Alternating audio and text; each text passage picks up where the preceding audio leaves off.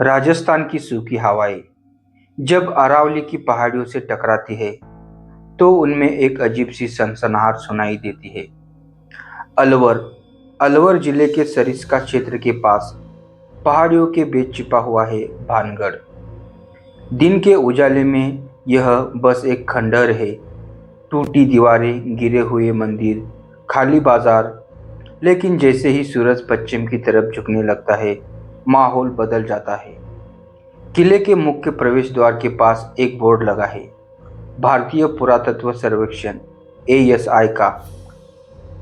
उस पर साफ लिखा है, सूर्य उदय से पहले और सूर्यास्त के बाद प्रवेश वर्जित है।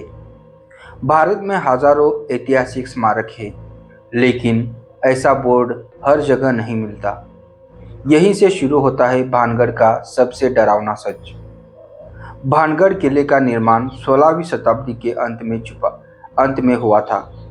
ऐतिहासिक रिकॉर्ड के अनुसार इसे राजा माधो सिंह ने बसाया था, जो आमेर के महाराजा भगवंत दास के छोटे भाई थे।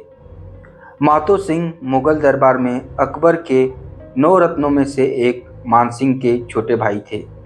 इसीलिए भानगढ़ केवल एक छोटा किला नहीं था, यह राजसी प्रभाव और सामरिक महत्व वाला नगर था। किला पहाड़ों से घिरा हुआ था, चारों ओर प्राकृतिक सुरक्षा, अंदर महल, मंदिर, बाजार, नृत्यशाला और रिहायशी इलाके। आज जो खंडहर दिखते हैं, कभी वहाँ जीवन था। घोड़े की टाफे, बाजार में सौदेबाजी, मंदिरों में घंटियाँ। लेकिन इतिहास बताता है कि यह नगर ज़्यादा समय तक आबाद नहीं रहा। लगभग 300 साल पहले यह जगह अचानक उजड़ गई। लोक कथाएं एक अलग कहानी सुनाते हैं, इतिहास कुछ और कहता है। आधिकारिक दस्तावेज में उल्लेख है कि भानगढ़ को पानी की समस्या और लगातार आक्रमणों के कारण छोड़ा गया। कुछ इतिहासकार मानते हैं कि 1783 के आसपास अकाल पड़ा था। भोजन और पानी की कमी के कारण लोग यहाँ से चले गए। राजस्थान के कई अन्य नगर भी उस समय सूखे और युद्धों के कारण उजड़े। लेकिन अगर यह सिर्फ अकाल था, तो आज भी लोग सूर्यास्त के बाद अंदर जाने से क्यों डरते हैं? स्थानीय लोगों के बीच सबसे प्रसिद्ध कथा है तांत्रिक सिंधु सेवड़ा की। कहानी के अनुसार भानगढ़ की राजकुमारी रत्नावती अत्यंत सुंदर थी। एक तांत्रिक उनसे प्रेम करता था, लेकिन उसका प्रेम एक तरफा था। कहा जाता है कि उसने जादू से राजकुमारी को वश में करने की कोशिश की, लेकिन राजकुमारी को उसकी चाल का पता चल गया। उन्होंने तेल की शीशी पत्थर पर गिरा दी, जिससे वह पत्थर टूटकर तांत्रिक को कुचल देता है। मरते समय तांत्रिक ने शाप दिया, यह नगर नष्ट हो जाएगा, कोई यहाँ बस नहीं पाएगा। कुछ समय बाद भानगढ़ उजड़ गया। यह कहानी पीढ़ियों से सुनाई जाती रही है, लेकिन किसी भी ऐतिहासिक रिकॉर्ड में इस तांत्रिक का उल्लेख नहीं मिलता। ना ही किसी शाही दस्तावेज में श्राप का जिक्र है। तो क्या यह केवल लोक कथा है? भानगढ़ की बनावट में एक अजीब बात है। किले के पीछे की पहाड़ी का नाम है बाला किला। स्थानीय मान्यता है कि उस पहाड़ी की छाया कभी भी मुख्य महल पर नहीं पड़नी चाहिए थी। अगर ऐसा हुआ तो विनाश निश्चित था। आज जब आप वहां खड़े होकर देखते हो तो लगता है कि महल पहाड़ी की सीध में ही बना है। कुछ लोगों का दावा है कि जैसे जैसे समय बीता, निर्माण में बदलाव हुआ और पहाड़ी की छाया महल तक पहुंचने लगी। लेकिन यह बात भी किसी प्रमाणित दस्तावेज में दर्ज नहीं है। ASI आधिकारिक रूप से कहता है कि यह प्रतिबंध सुरक्षा कारणों से है। रात में जंगली जानवरों का खतरा है, खंडहरों में गिरने का जोखिम है। यह बात तर्कसंगत लगती है, लेकिन स्थानीय गाइड कुछ और बताते हैं। वे कहते हैं कि रात में मंदिरों से घंटियों की आवाज आती है, बाजार क्षेत्र में कदमों की आहट सुनाई देती है। कुछ लोगों ने छाया जैसी आकृति देखी है। इन दावों का कोई वैज्ञानिक प्रमाण नहीं है, लेकिन डर का माहौल बना रहता है। मनोवैज्ञानिक कहते हैं कि जब किसी स्थान को भूतिया घोषित कर दिया जाता है, तो मानव मस्तिष्क पहले से ही डर की स्थिति में चला जाता है। रात का अंधेरा, खंडहर, हवा की आवाज, इन सब को मिलाकर दिमाग सामान्य ध्वनियों को भी असामान्य बना देता है। इसे सगेशियंस इफेक्ट कहते हैं।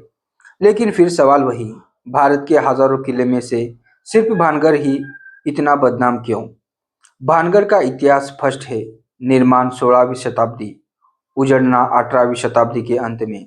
कारण संभवतः अकाल और राजनीतिक अस्थिरता। लेकिन लोक कथा का प्रभाव इतना गहरा है कि आज भी लोग इसे भारत का सबसे डरावना स्थान कहते हैं।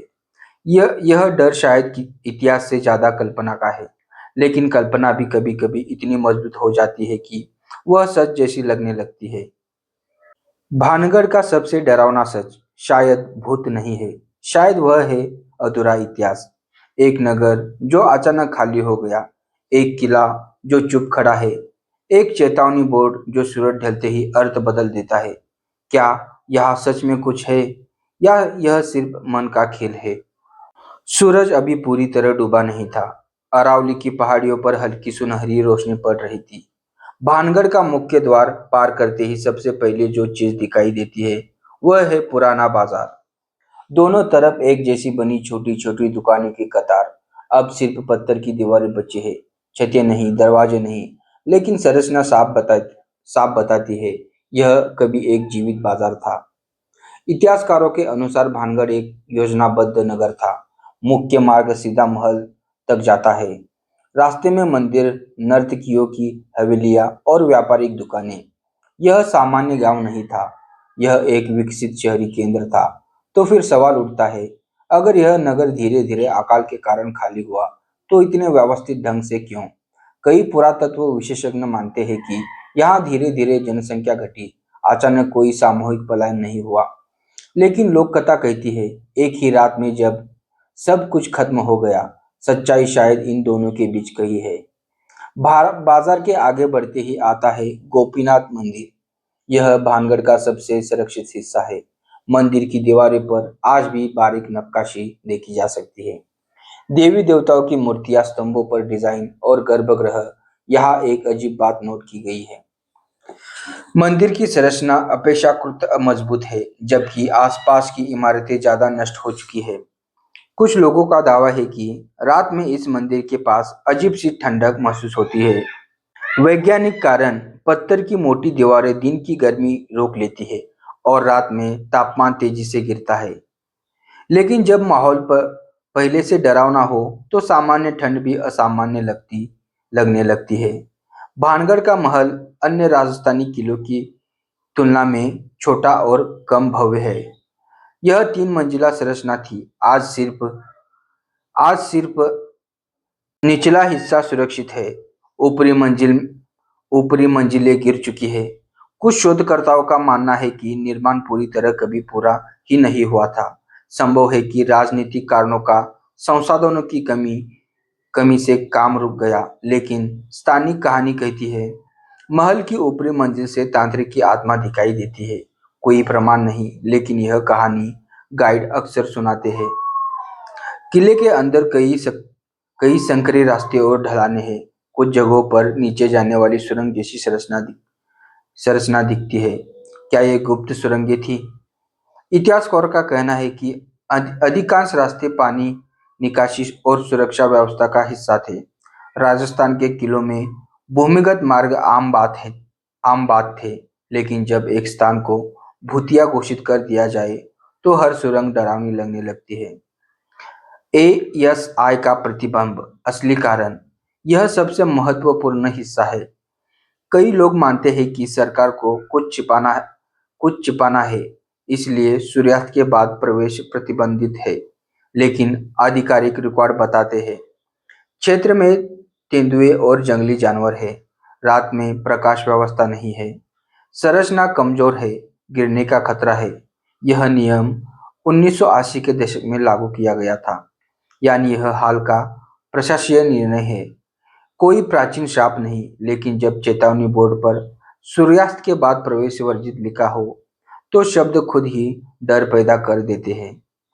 पास के गांव के कुछ बुजुर्ग बताते हैं कि हमारे दादा कहते थे कि यहाँ कभी शोर शराबा था, लेकिन धीरे धीरे लोग चले गए उनकी कहानियों में तांत्रिक का जिक्र कम मिलता है।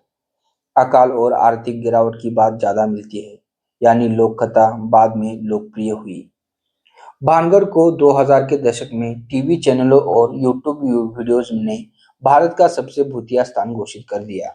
इसके बाद पैरानॉर्मल टीम आई, रात में शूटिंग की कोशिश हुई, रहस्यमय आवाज के दावे बढ़े, लेकिन किसी भी जांच में ठोस प्रमाण नहीं मिला। डर एक ब्रांड डर एक ब्रांड बन गया, पर्यटन बढ़ा, वीडियो वायरल हुए, भानगढ़ का नाम इतिहास से ज्यादा हॉरर से जुड़ गया। अब तक की जांचों में कोई असामान्य चुंबकीय क्षेत्र नहीं, कोई रेडिएशन नहीं, कोई रिकॉर्ड पैरानॉर्मल गतिविधि प्रमाणित नहीं। जो कुछ भी है वह अनुभव आधारित है, प्रमाण आधारित नहीं। भानगढ़ के अंदर घूमने पर यह स्पष्ट होता है, यह जगह डर से ज्यादा उजड़े इतिहास की कहानी है। खंडहरों में गूंजती हवा, पत्थरों की ठंडक और चेतावनी बोर्ड की भाषा, इन सब ने मिलकर एक ऐसा माहौल बना दिया है जहां कल्पना सच में ज्यादा शक्तिशाली हो जाती है। क्या भानगढ़ सच में डरावना है या हम उसे डरावना मान चुके हैं?